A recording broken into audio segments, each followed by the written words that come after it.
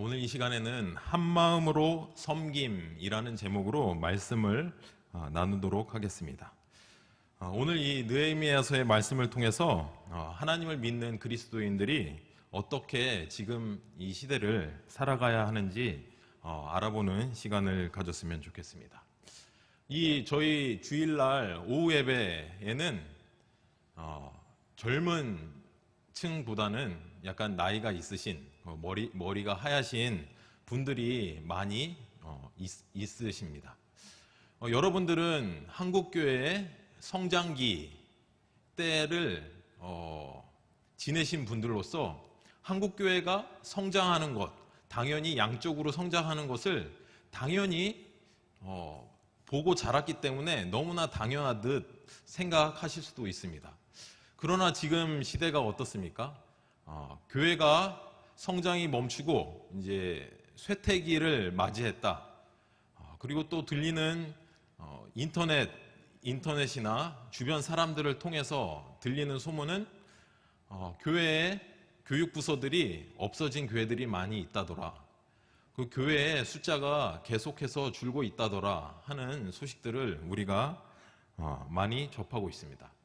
실질적으로도 저희 교회의 모습만 보더라도 젊은 층보다는 나이가 많으신 30년 전에 한국교회 부흥기 때 부흥을 맞이하고 그때 믿음 생활을 시작하신 분들이 지금 이곳 가운데도 많이 있는 것을 보면 한국교회의 지금 현 주소를 우리가 잘 볼 수가 있는 것 같습니다.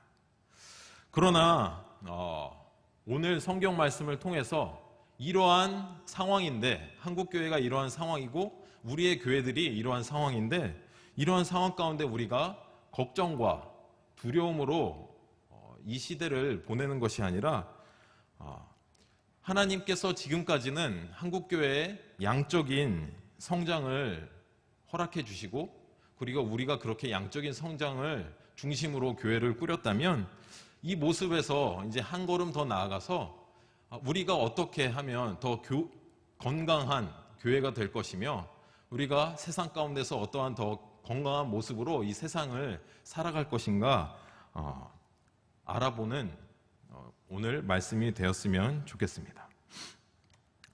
오늘 이 느헤미야서는 그 주된 내용이 이스라엘의 그 죄로 인해서 바벨론 포로가 되고 바벨론을 멸망시킨 바사, 우리가 페르시아라고 역사에서 배우는, 성경에는 그러나 바사라고 기록된 그 나라가 바벨론을 멸망하면서 자연스럽게 페르시아의 포로가 된 그 이스라엘 민족이 다시 포로된 자에서 자유자로 된, 그리고 이스라엘에 다시 돌아와서 먼저 성전을 다시 재건하고 이 느헤미야서에 와서는 성벽을, 예루살렘 성을 다시 재건하는 그 모습을 느헤미야서는 담고 있습니다. 이 느헤미야서의 그 내용, 그 역사적 흐름을 보면 먼저는 고레스 왕, 페르시아의 고레스 왕 때 너희들을 포로에서 자유자로 풀어줄 테니 너희 민족은 너의 고향으로 가서 살아라 라고 그 페르시아의 왕이 허락을 했고, 이스라엘 백성들은 제일 먼저 고향에 돌아가서 포로된 자에서 종의 모습에서 자유자로 제일 먼저 돌아가서는 하나님의 전인 성전을 먼저 건축했습니다. 성전을 건축했지만 이스라엘 백성들은 페르시아의 지배권 안에, 정치적으로, 행정적으로 지배권 안에 있었기 때문에 자치적으로 나라를 구성할 수는 없었습니다.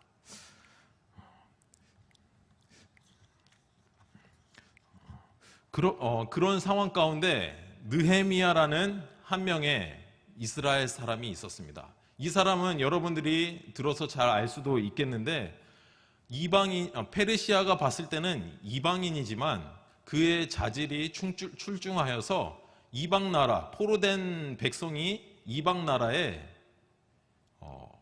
관리가 돼서 나라 일을 돌보는 사람이 되었던 것입니다. 그것도 왕의 총애를 받는, 왕 근접해서 궁에서 일을 보는 관리로 있었습니다. 한날 이 느헤미야가 자신들의 동족들이 이스라엘로 돌아를 갔는데 그곳에서 어떻게 살까 궁금하던 찰나에 이스라엘에서 살다가 잠시 바벨론으로 돌아와 느헤미야를 만나서 느헤미야가 지금 우리의 고향 이스라엘은 어떤가 라고 형편을 물어보았습니다. 그랬을 때 그 하나냐라는 그 동족이 있었는데 그 동족이 지금 이스라엘 형편은 이렇습니다 라고 말해주는 장면이 느헤미야서 1장 2절 3절에 나옵니다. 우리 같이 앞에 화면 보시고 같이 한 목소리로 읽어보도록 하겠습니다.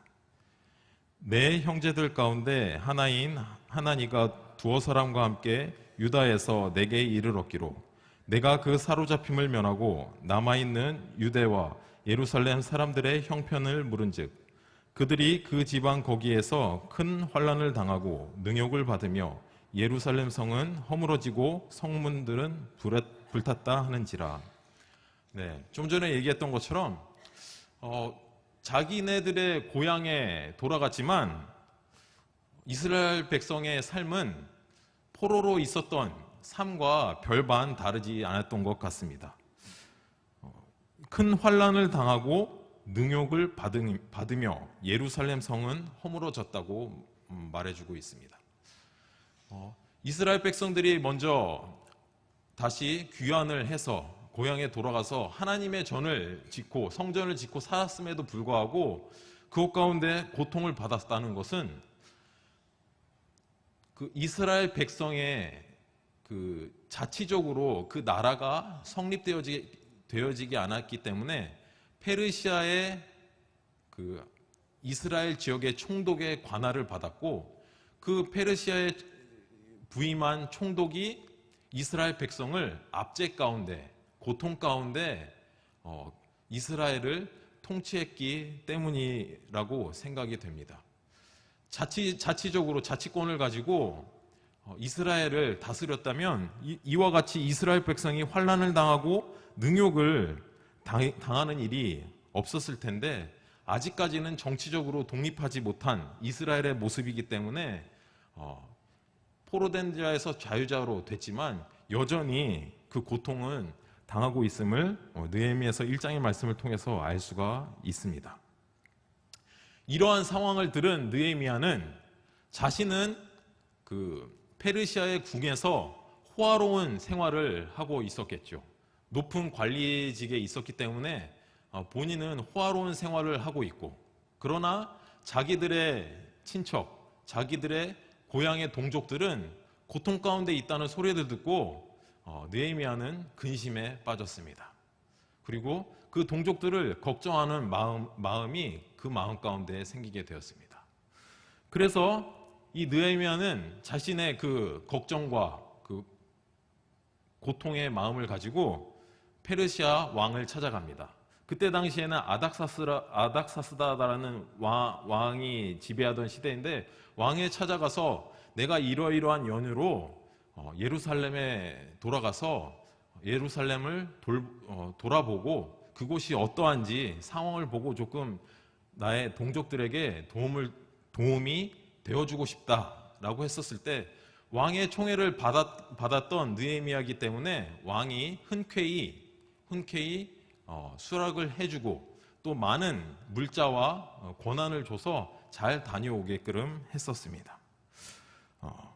그래서 느헤미야가 예루살렘에 도착했습니다. 이스라엘 땅인 예루살렘에 도착해서 그곳 가운데 다시 이스라엘의 문화 그리고 이스라엘의 성전을 다시 세우고자 하는 계획을 세웠습니다. 우리 같이 느헤미야 2장 17절 말씀을 같이 한번 읽어보도록 하겠습니다. 앞에 화면 보시고 같이 읽도록 하겠습니다. 후에 그들에게 이르기를 우리가 당한 공경은 너희도 보고 있는 바라. 예루살렘이 황폐하고 성문이 불탔으니 자 예루살렘 성을 건축하여 다시 수치를 당하지 말자 하고.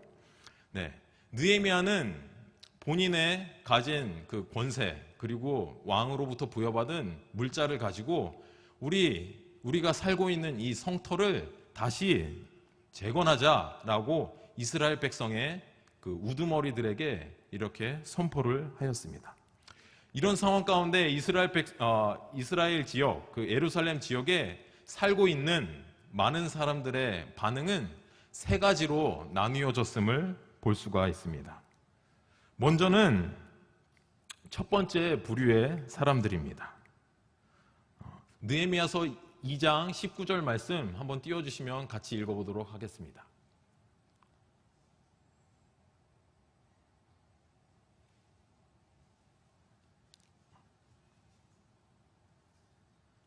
2장 19절 말씀은 없나요? 네, 같이 한번 읽어보도록 하겠습니다. 호론 사람 산발락과 종이었던 암몬 사람 도비야와 아라비아 사람 게셈이 이 말을 듣고 우리를 업신여기고 우리를 비웃어 이르되 너희가 하는 일이 무엇이냐? 너희가 왕을 배반하고자 하느냐 하기로 하고. 네, 첫 번째 부류, 이스라엘에 살았던 첫 번째 부류의 사람은 이 사람들입니다. 호론 사람 산발락, 암몬 사람 도비야, 아라비아 사람 게셈.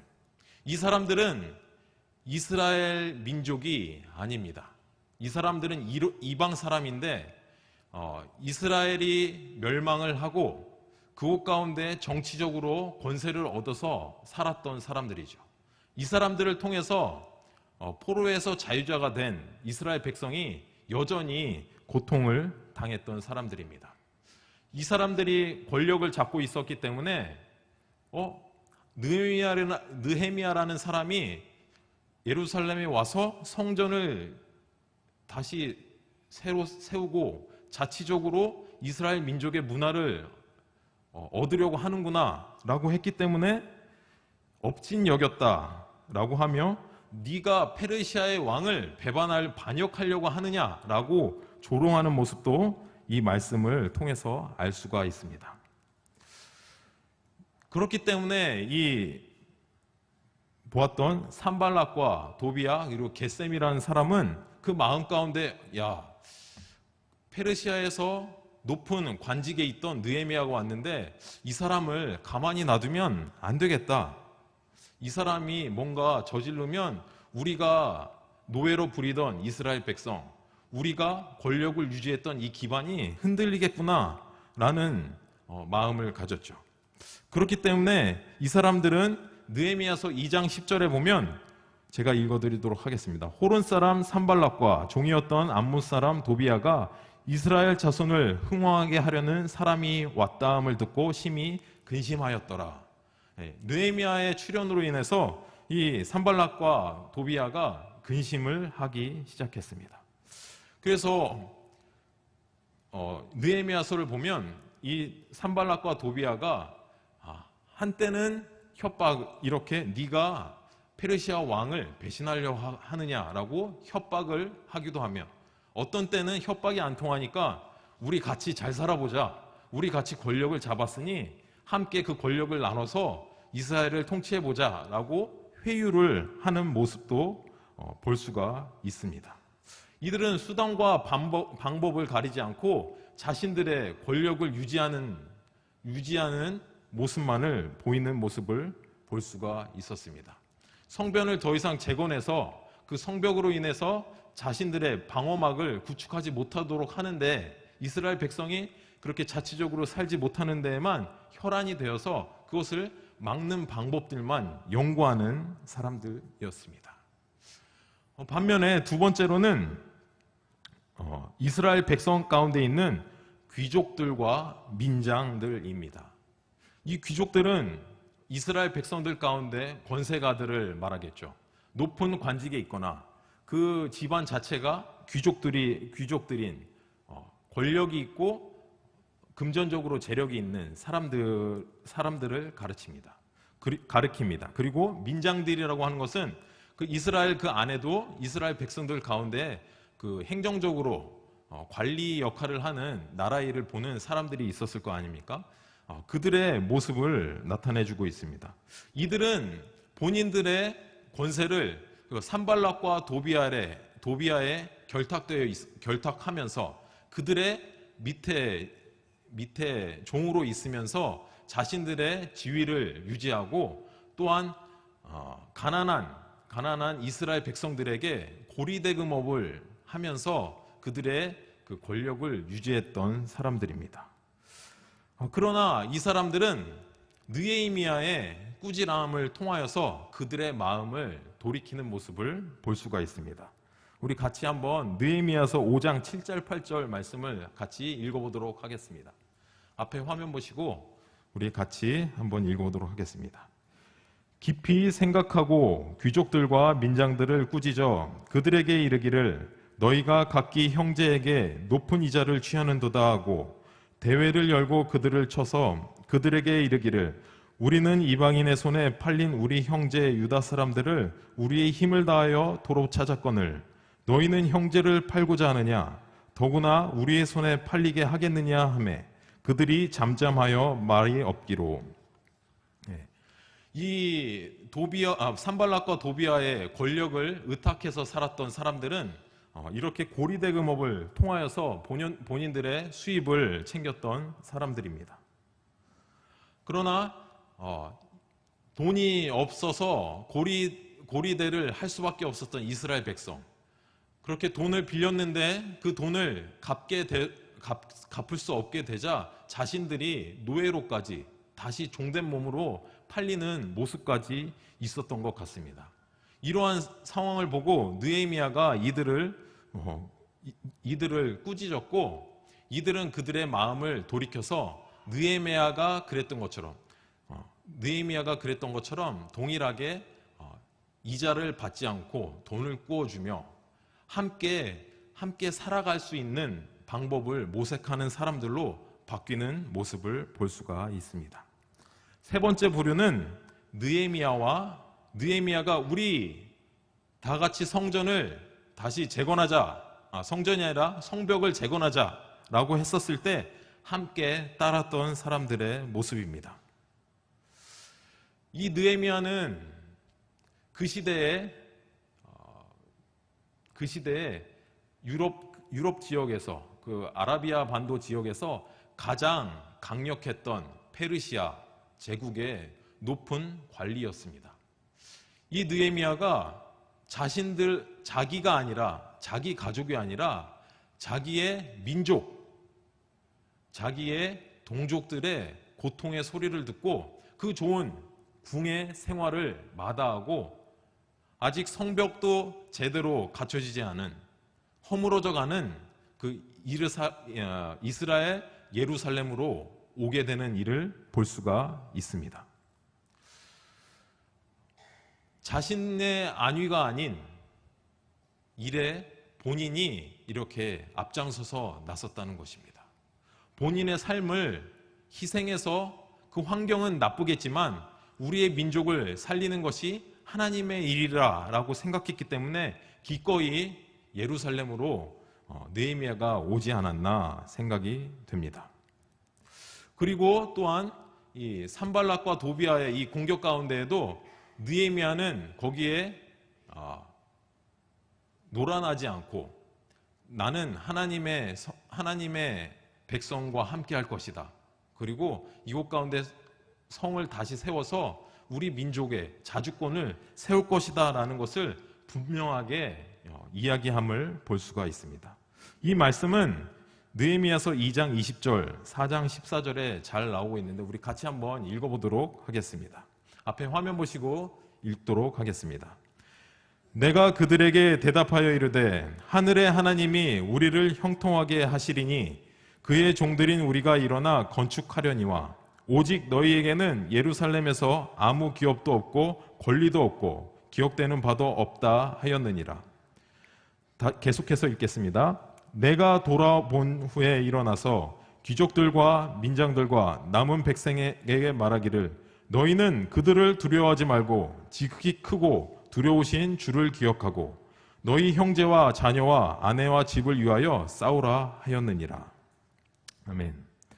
느헤미야는 이 이방인들의 공격, 산발락과 도비아의 공격 가운데 하나님이 우리와 함께 하신다. 하나님이 우리를 형통케 하실 것이다.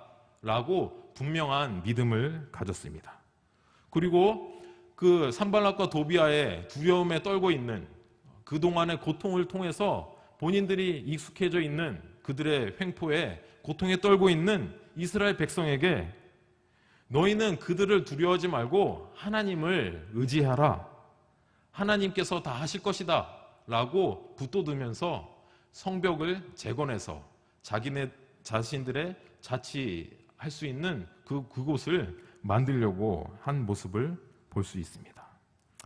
그리고 개인적으로 보면 이 느헤미야는 본인들 자신의 소유를 이렇게 나누어 줬던 모습을 볼 수가 있습니다. 그 모습은 느헤미야서 5장 10절과 18절에 잘 나와 있습니다. 이것도 같이 한번 읽어보도록 하겠습니다. 앞에 화면 보시고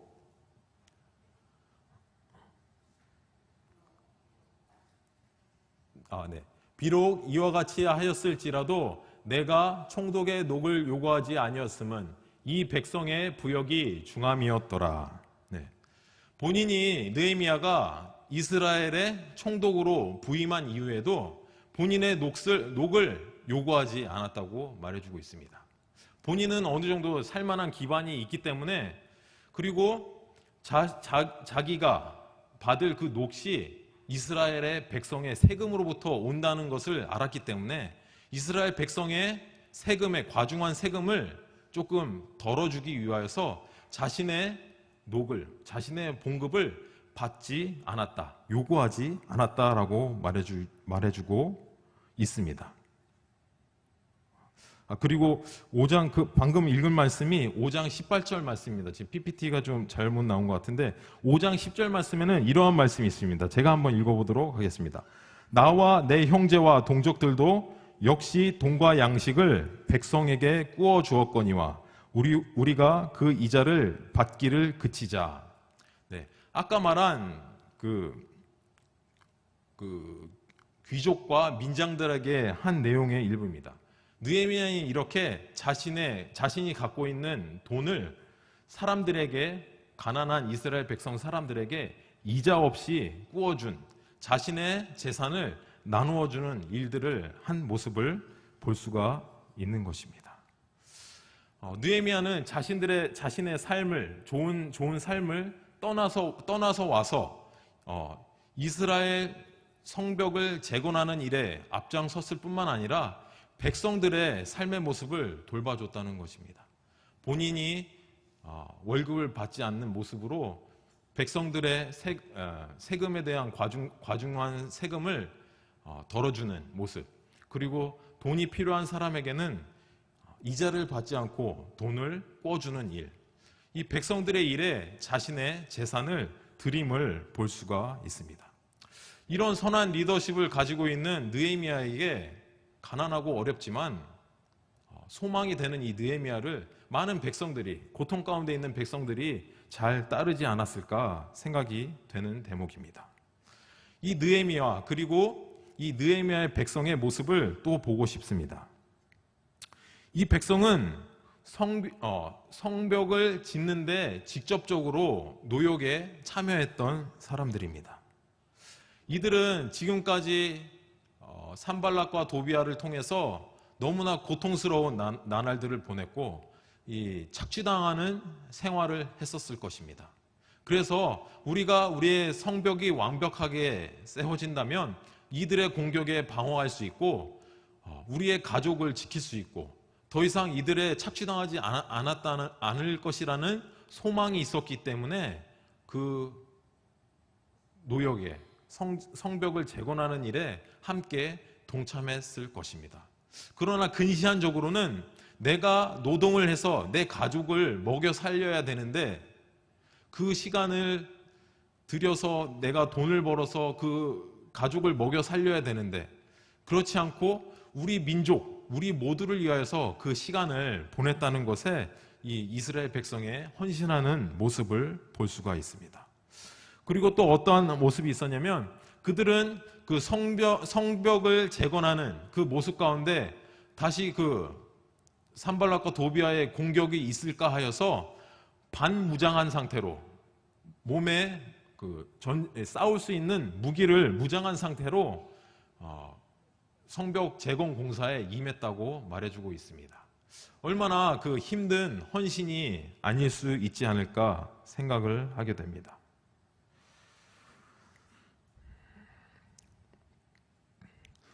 오늘 이 말씀, 이 느헤미야서의 성벽을 재건하는 그 시점에서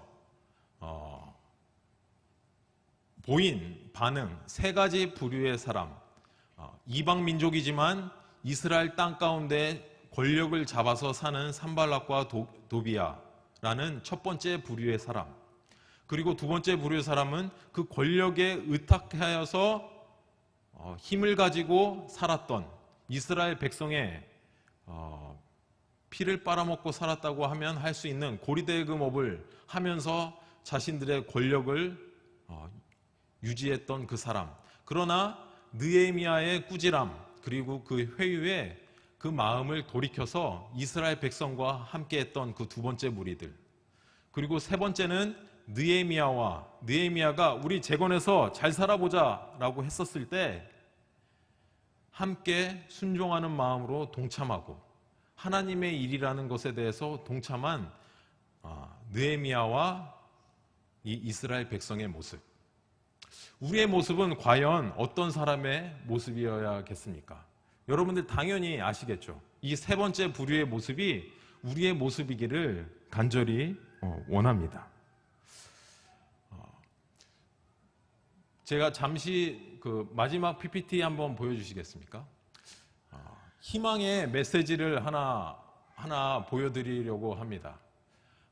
제가 서두에 한국교회가 점점 쇠퇴되고 있다라고 말은 했습니다. 하지만 제 뉴스 기사인데 2015년도 통계청 자료입니다. 이번 사설기관이 한 자료가 아니라 통계청 자료인데 지금 저기 보시는 게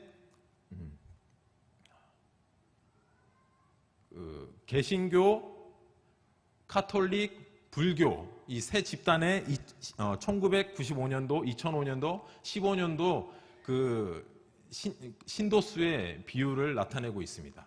그러나 파란색으로 보이는 개신교의 숫자가 1995년도에서 2005년도에는 감소하는 모습인데 2005년도에서 2015년도 이 10년 사이에는 증가했다라고 이 통계청 보고는 발표를 그렇게 해주고 있습니다.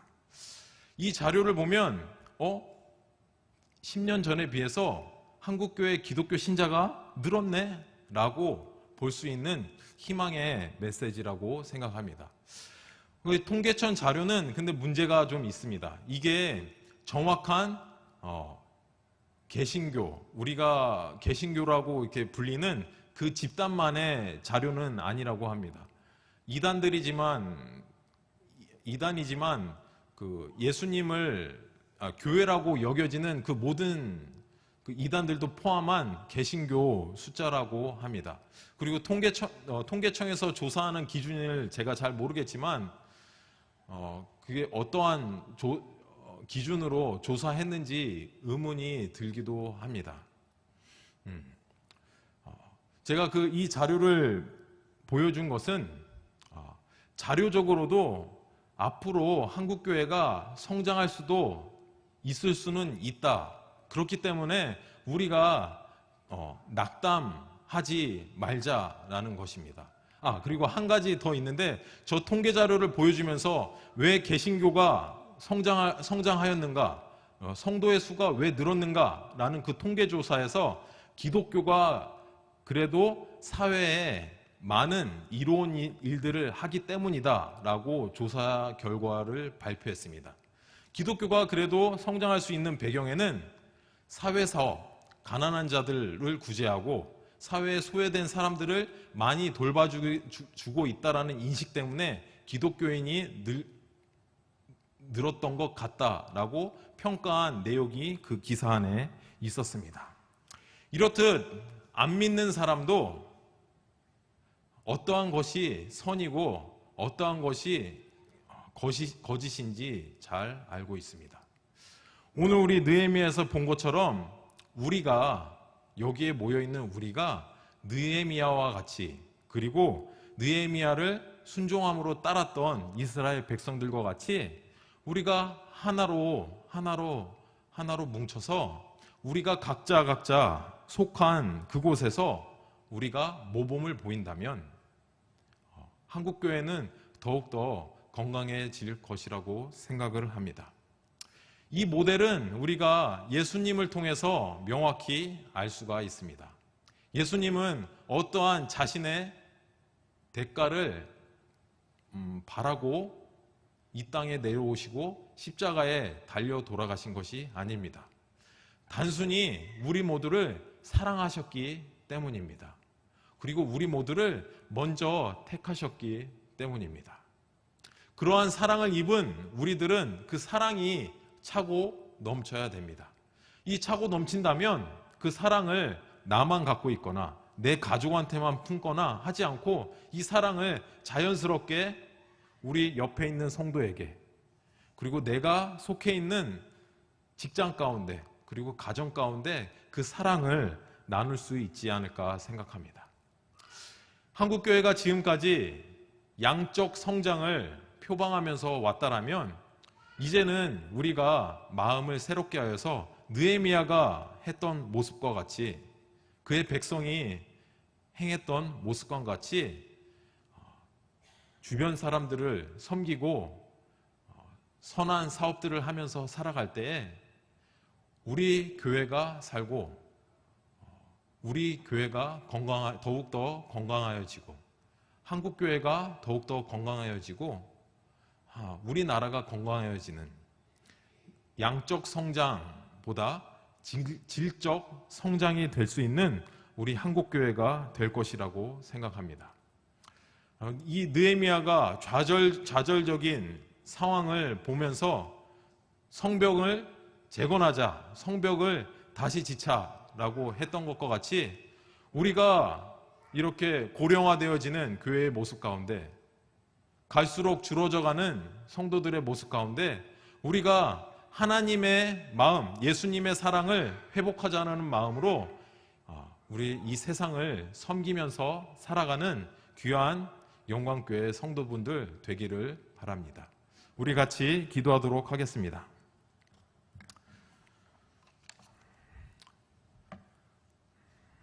하나님 아버지, 오늘 느헤미야서의 말씀을 통하여서, 느헤미야의 삶의 모습을 통하여서, 이스라엘 백성의 반응을 통하여서 하나님의 말씀을 보았습니다.